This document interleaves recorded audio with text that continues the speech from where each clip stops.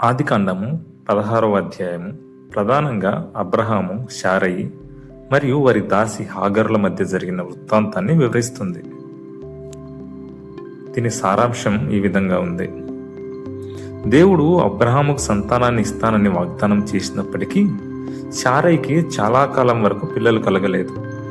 దీనితో ఆమె దేవుని వాగ్దానంపై సహనం కోల్పోయి తన ఐగుప్తు దాసి అయిన హాగరును అబ్రహాముకు భార్యగా ఇచ్చి ఆమె ద్వారా సంతానం పొందాలని నిర్ణయించుకుంది.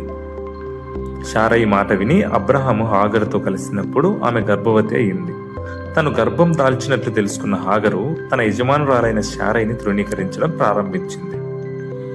హాగరు ప్రవర్తన చూసి కోపగించిన శారయి అబ్రహాముతో ఫిర్యాదు చేసి హాగరును కష్టపెట్టింది.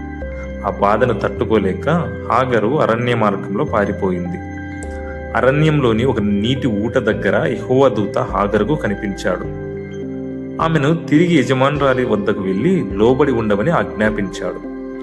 దేవుడు హాగరుకు పుట్టబోయే కుమారునికి ఇష్మాయేలు అని పేరు పెట్టమని చెప్పాడు. ఆమె సంతానం విస్తరిస్తుందని వాగ్దానం చేశాడు. హాగరు ఆ దేవునికి ఎల్రోయి అని పేరు పెట్టింది. ఈ పదానికి అర్థం నన్ను చూచుచున్న దేవుడు అని.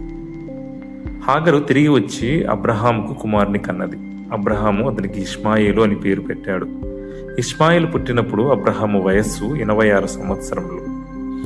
ఈ అధ్యాయం మానవ ప్రయత్నాల వల్ల కలిగే ఇబ్బందులను మరియు దేవుడు తన వాగ్దానాలను నెరవేర్చడంలో చూపే నమ్మకత్వాన్ని, అలాగే నిస్సహాయ స్థితిలో ఉన్న వారిని ఆయన ఎలా ఆదరిస్తారో వివరిస్తుంది.